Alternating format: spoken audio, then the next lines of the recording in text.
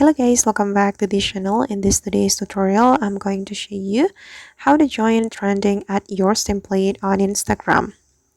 Okay, let's get into it guys. I have opened my Instagram and first of all, I'm going to create story on my Instagram. I'm going to click on this plus button and I'm going to choose story. And I'm going to click on this option. Then if you want to join the trending at yours template, we can click on templates. Okay, and these are the data of the trending at yours template around the world, and you just need to select the template that you want to add to your Instagram. Wait, I'm just going to choose this one.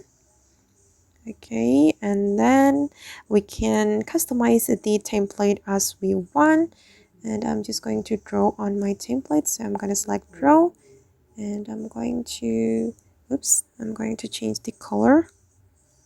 Okay, I'm just going to add the checklist like this, and once you're done you just need to go back and then you can share the story to your Instagram.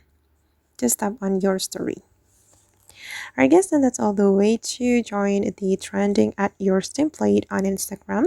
I hope this tutorial will be useful for you. Thank you so much for watching and see you in the next video.